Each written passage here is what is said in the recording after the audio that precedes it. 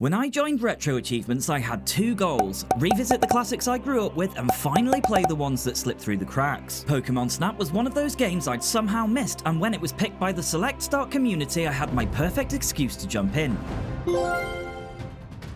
I came into it with zero nostalgia, so I wasn't sure what to expect. It's called Pokémon Snap, but sadly you don't get to snap Pikachu's spine like a glow stick at a rave. The scoring system can be temperamental. Yeah, it's a bit janky, but honestly the game's charm more than makes up for it. It's a short one to conquer, 51 achievements, 519 points, and just 63 Pokémon to photograph. It should have been 64, but for some reason Ekans got cut from the lineup. From our first shot of Pidgey to our final exposures of Mew, who honestly was a pushover compared to one deceptively harmless bastard we'll get to later, we're covering every inch of Pokemon Island. Snap features a bunch of progression-based achievements, 3 related to snapping them all, not like that, 13 related to high-scoring shots, 11 for picturing Pokemon in specific situations, and 7 for each stage's high-scoring challenge runs with nothing missable. Originally released in 1999, we play as Todd, who rides the 0-1 across Pokemon Island taking pics for Oak's research. A quick note: if you're planning to master the game, I used these settings as Pokémon Snap requires a little tinkering to work properly, which basically boils down to the emulation accuracy required for the scoring system. After a quick tutorial, it's time to enter my name, only to find out the 7-character limit won't fit Jonathan. So, like the incredibly and undeniably mature adult I am, I go with Assface instead. Our first stop is the beach, and right away I get Jurassic Park vibes thanks to the on-rails vehicle, though thankfully we won't be getting eaten today. Side note, I'm definitely guilty of T-Rex arms in real life. We snap Pidgey, Doduo and Pikachu, then catch some Butterfree fluttering over a very still Snorlax that can't be photographed yet. Meowth strikes a pose and I completely botch my chance at Eevee, Kangaskhan and Lapras. 40 photos and 5 Pokemon down, our initial shots are somewhat piteous, but undeterred we jump back in. I'm learning that Pokemon Snap is basically a pacifist's rail shooter and we're aiming for the perfect headshot. Think Instagram but for Pokemon, if Instagram gave you points for harassment and judged your photography like an emotionally distant father. I can't believe I somehow missed this game because it low-key rocks and we managed to get a cute but distant shot of Eevee as well as Kangaskhan from behind, which is just enough to unlock through Rock Tunnel and our second area. Eager to please the professor, I'm straight back at it and we quickly add a pleased-looking Electrode and Zubat to the snaps before frantically shooting this weird flying ball which turns out to be a Haunter. We also managed to get a sweet little shot of Diglett and attempt to photograph some Magnemites, but they get defensive, ruining the shot. This brings our total to 11 Pokemon pictured and triggers dinner time, unlocking Pokemon food that we can lob to distract Pokemon into a good shot. We return to the beach to begin experimenting and chuck a load at Snorlax, but it doesn't rouse him from his slumber. We also catch a distant pic of Lapras for a piddly 200 points. You were close! Before heading back to the tunnel where we catch Electabuzz from behind. Near the end of the tunnel, I yeet some Pokemon food, which are basically apples, enough to give Oak a couple more point-worthy picks before revisiting the level for a splosh-worthy shot of Magikarp, who by the way is the only Pokemon to appear in every level, though Pikachu has some exquisite poses to find. This time we lob some apples at the final Electrode, causing it to explode and clearing the path to our next location, Volcano, along with the creatively titled Over the Volcano. Volcano is unsurprisingly punctuated with the appearance of fire Pokemon, and we begin by capturing the graceful Rapidash and Vulpix before starting a fight between a Magma and Charmander like Wrexham Town Centre on a Friday night. We also use an apple to knock this giant egg into the molten lava, which gives us our first shots of the legendary Pokemon Moltres, later unlocking Striker Pose for getting a 1,350 point pose bonus. The run ends with a few final shots of Charmeleon, netting a score of 3,400 points and popping Amateur Photographer for capturing 20 types of Pokemon so far. You're doing a fine job, Assface, as we score enough points and river rafting to unlock the next course. This time we're drifting through a jungle, starting with a truly pathetic shot of Poliwag that only nets us a measly 80 points. We manage to lure a Bulbasaur into a great photo using an apple, then snap a Slowpoke awkwardly standing on its hind legs. Next up is Shelder, followed by some Metapods dangling from the trees. As we round the next bend, I snap a Psyduck wading through the water, and there's a good opportunity to capture Cloyster mid-spin, before I spot a switch on the right. I toss a load of apples at it, but no amount of fruit seems to trigger it. Even so, after our next next batch of photos are assessed, we nab Quit Pestering Me for unlocking the Pester Ball. The Pester Ball works by gassing out Pokemon just enough to annoy and provoke them, a strategy that, in hindsight, mirrors my own childhood behaviour a little too well. Armed with our new toy, we return to the beach and start lobbing them at basically everything that moves. This scores us our first proper shots of Snorlax and also Scyther. We use the same technique to picture Chansey before antagonising Kangaskhan enough to get a reaction. Back in Tunnel, we continue chucking Pester Balls, though this time the only new Pokemon pictured is Kakuna, bringing our total to 33 Pokemon. Over halfway there, and the perfect time to shamelessly beg you to subscribe if you're having a good time watching. Liking the video is also super helpful. Perfect! Because I went in totally blind, I did another Volcano run not knowing how to trigger some of the more elusive Pokemon. Throwing apples and Pester Balls everywhere, I managed to add Growlithe to our collection by throwing my balls into these lava pits. Another trip to the river, and in throwing Pester Balls at the big pink button, we alert a hidden Porygon who helpfully opened up access to the next stage.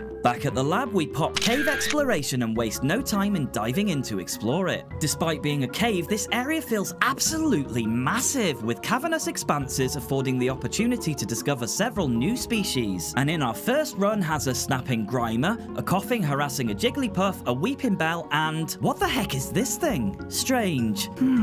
We discover that later, and finally a pretty poor shot of Jinx's hair. You're worth it. Still worth 3,640 points. I guess Oak's day drinking again. Oh! 39 Pokemon down, 24 to go, and just one more for access to the next course. Remembering the Porygon from earlier, I headed back to River to discover another for a decent shot, scoring making my name known for our 40th Pokemon, and down through the valley for our penultimate location. The rapids of the Raging River give us new access to our next batch of Pokemon, and on the initial visit we waste no time capturing a Squirtle by encouraging it out of the water with apples, followed by a Sandshrew and a wall-hugging Geodude, and with a lucky shot of Sandslash as it makes a swift exit. A little further down we get some piss-poor shots of Mankey, and there's a cute as button floating Staryu next to some static Gravelers. Rounding off the stage we get a distant shot of Dratini before fruitlessly lobbing our balls at the next pink button. As we reach 48 kinds, a suspicious switch, good luck assface, I started combing back through the levels in the search of Pokemon I'd missed, and while exploring Cave I took this picture. This is not clear. Now I'm no expert like Oak claims to be, but that looks suspiciously like Mewtwo, don't you think? Back at the valley we watch Staryu dive into this whirlpool, and a few moments later we get our first glimpse of Starmie, before getting surprisingly close to unlocking the final area. Attempting to repeat our last run for a better shot of Starmie, this time to my surprise the Pester Balls caused Dragonite to spawn. On further research it turns out that Staryu begins to circle us after taking a picture of it, and that causes Starmie to spawn at the whirlpool. If you don't snap Staryu and throw 4 Pester Balls into the whirlpool instead, you get Dragonite. This time I also managed to hit Squirtle at the perfect angle to knock Mankey to near the button, and a couple of lobs of the Pester Ball sent poor Mankey rolling onto the switch, opening the gate. Result! This time we're greeted by Oak. Oh hi assface, what a surprise to see you here. Really Oak? You're surprised to see me here taking photos of Pokemon on your request in the vehicle you designed? What are the chances? And he informs us that there are 6 hidden Pokemon signs, though I'd already noticed a Dugtrio mountain at the start of Valley and of course Mewtwo in the cave.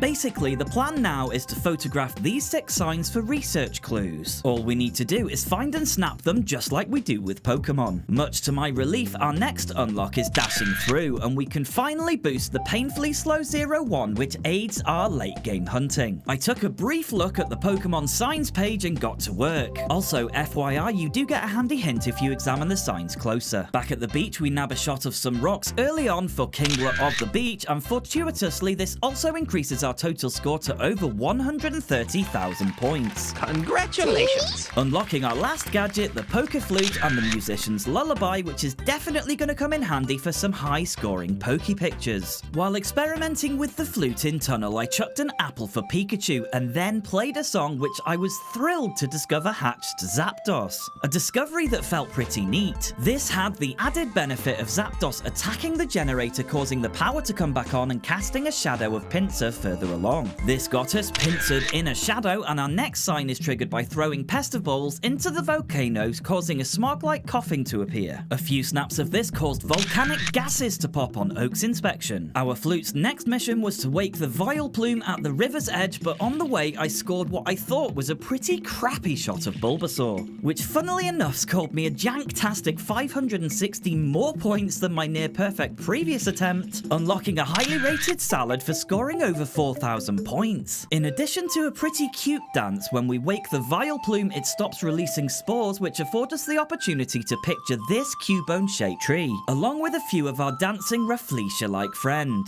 The Orphaned Child complete, and we have only 2 signs to go. Heading back into cave for another Mewtwo shot, we also use the flute on Jinx, and with a few rotations of the hips, the egg there near hatches for our first pictures of majestic Articuno. I'm so distracted like a Burk, I totally miss my shot of Mewtwo and have to enter the cave again. We get the money shot this time though with our next achievement in Thanks to Science. Our final exposure comes via the Dugtrio Mountain at the beginning of Valley. This time we get a trio of humps for our troubles, and Oak tells us the signs relate to constellations of stars seen from Pokémon Island. Rainbow Cloud is our final course, and with that we score at the end of the Rainbow Cloud and jump in to try for our perfect Mew picture. This level is a pain to be honest. Mew moves way faster than our Pester Ball, so it's a tedious ball fest, though admittedly satisfying when we do finally hit on target. After hitting Mew's force field repeatedly, I nabbed some shots of Mew retreating, scoring just 2,740, but nonetheless still giving us our final progression based, the treasure of the rainbow for picturing Mew. Roll credits! But we're not done yet, of course. It's time to start focusing on the remainder of the high scoring shots, and our first features Charmander, so we hot-foot it to the volcano. Instead of knocking off the egg, we this time use it to grind the 0-1 to a halt. This gives us loads of time to start a feeding frenzy, and a couple of apples and a chuff of the flute, a load more Charmander appear over the rocky mountain. I use some apples to coax them close to the camera, then get snap happy for the prof. Oak is in love with our latest curio, and we easily unlock Charred Barbecue for a 4,000 plus Charmander pick, as well as best friends for submitting a multiple of them in one shot worth over 1,000 same Pokemon points. 4,820 points is my best shot yet. Our next challenge is scoring a 4,000 plus Squirtle shot, and this one requires spamming Pester Balls in the water and trying to get another multiple bonus at the start of Valley. Despite one of the Squirtle being mid-blink, it doesn't deter Oak from awarding 4,460, easily grabbing that little squirt for our trouble. Next up is Lapras and a 3,000 or more photo, and while we're at the beach we can use apples to lure Pikachu to the surfboard. To stand a chance with Lapras, we have to photo it at every chance we get, and it will gradually come closer each time it appears. So be sure to check the horizon off to the right every time the ocean comes into view. Pikachu's surfboard snap gives us a double whammy with professional photographer for our first 5,000 plus point shot, and surfs up for Pikachu's 5,180 point pose. Unfortunately, our Lapras picture was only 2,760 points, and it took a further 20 minutes of shooting to finally get this 3,140 point belter for Beauty of the Sea. Our next achievement would be the toughest I'd face, and a real hurdle to this mastery. Surprisingly, it wasn't the 10,000 point Mew photo that halted my run, but a friggin' 4,000 point Ditto. Ditto is discovered masquerading as Bulbasaur in the cave system. A Pester Ball reveals our target, but a shameful 410 points was all I could muster on my first try. You were close. This, my friends, is where the janky scoring and Oak's diva-like attitude towards what he likes and doesn't comes to the fore. The folks at Retro Achievements were split between whether to try and get a perfect 4,000 for a single Ditto or a group for bonus points, and honestly I tried both.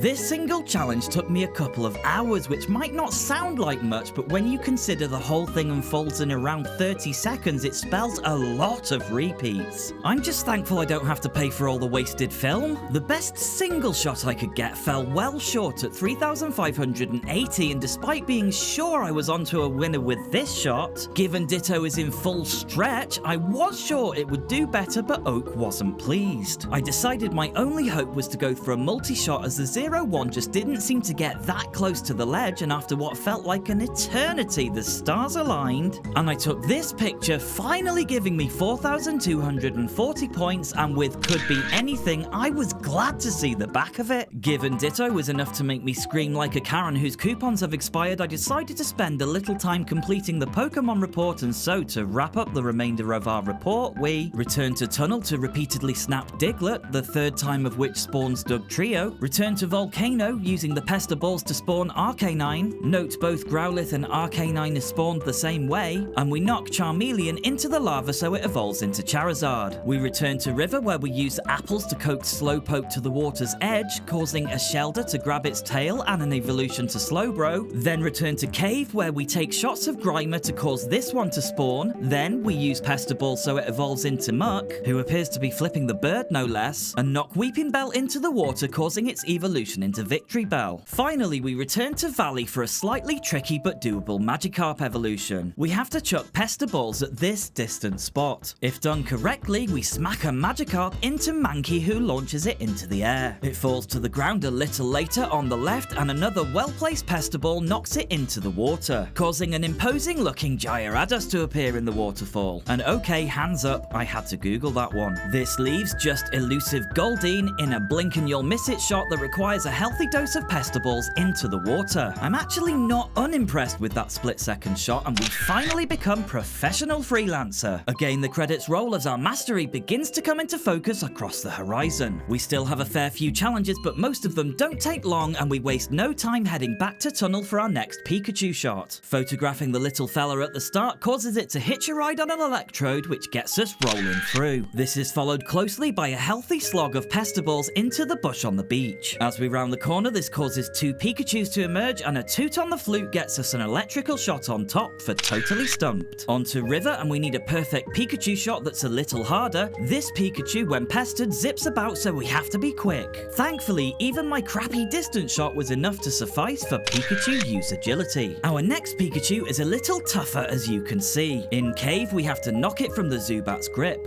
After finally landing a hit, Pikachu falls, but then floats aided by balloons, unlocking full of hot air with a decent shot. There's another Pikachu picture in Cave, and I had to Google this one too. The process is the same as before, only this time hatching the egg gets us this awesome snap of Pikachu riding Articuno. Just be careful to ensure Pikachu is in the center of the frame so you get the shot instead of Oak thinking you're photographing Articuno. Soaring through the air unlocked, and it's time to get jiggly. May I call you Jiggly? Yes. We need to get pictures of 3, then 1 Jigglypuff performing on stage. In order to do this, we have to rescue each one in the cave. Several well-aimed apples at coughing is enough to save all 3 in the cavern near the egg, with the stage being off to the right at the end. A couple of jubilant photos later, and Oak is enamored enough to give a huge 6,360 points and singing in a trio. Moments later, we save a single Jigglypuff for a solo performance, netting us time for a song. What follows at Volcano is a shot of fighting magma, which we have to trigger using our own apple. Even though they have a face for radio, I do feel a little guilty for causing a food fight. Hot-headed in the bag, we visit beach to snap some gusting Pidgeys that affords us Caught in the Breeze. In another challenge, we have to snap some dancing Graveler, so we head back to Valley and play the flute for this heavy-footed hop. With getting my groove on out of the way, we can focus back on high-score challenges, and a 4,000-point Porygon is next. For our Porygon shot, a few Pester Balls to the face decloaks it, and apples bring it closer. A couple of folks in the Select Start community found this took a while, but I quickly took this shot for digital glitch and a score way north of the required. In order for us to get a 4,500 point shot of Articuno, I learned that hitting C left and C right repeatedly causes the 0-1 to slow down a little.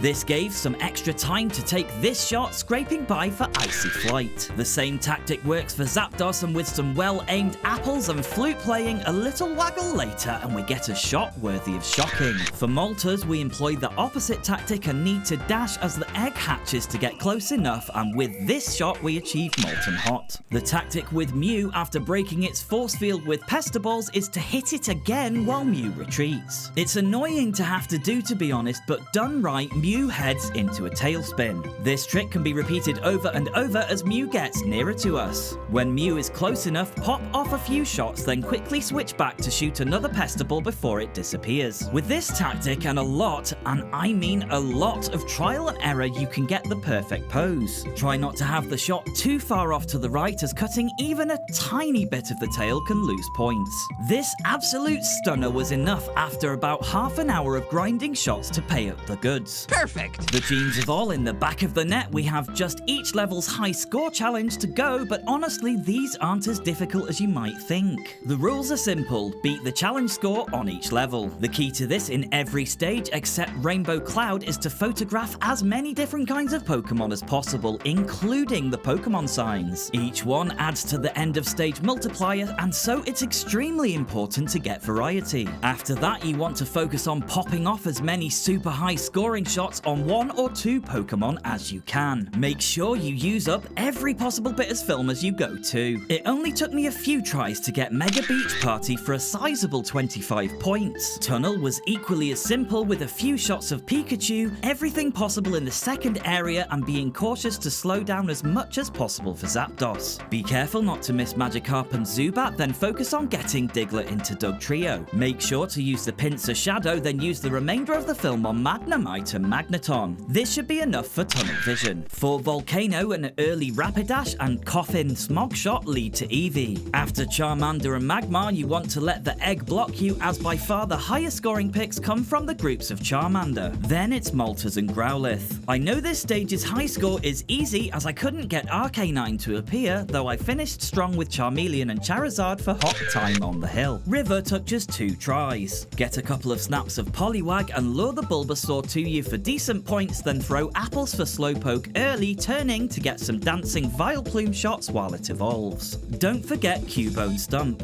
After Slowbro, squeeze in Metapod and try to get Psyduck as it's in the air. You might need to slow yourself down a bit for a good shot. Careful not to miss Cloyster and Porygon. You can also spam the water when you get a chance in the hope of Magikarp, and be sure to get the speeding Pikachu.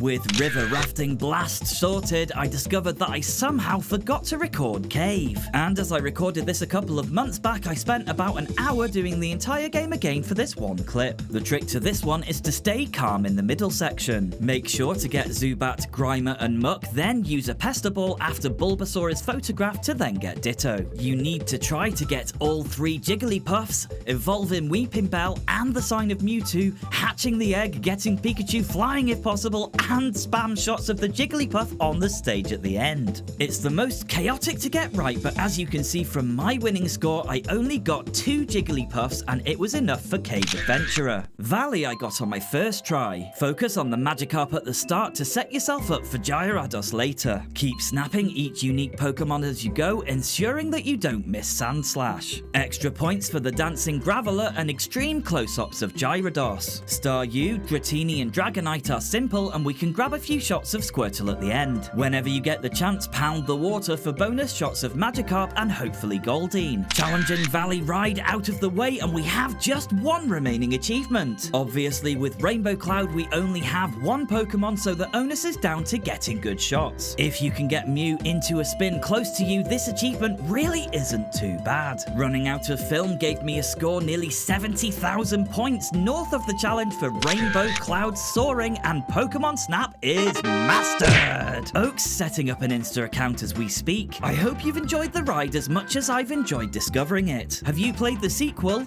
Any good? Let me know what you think below. Comments and suggestions always welcome, and if you're jonesing for more, why not check out my other Chill Vibes only Spyro video? Don't forget to subscribe, and remember, retro always rules.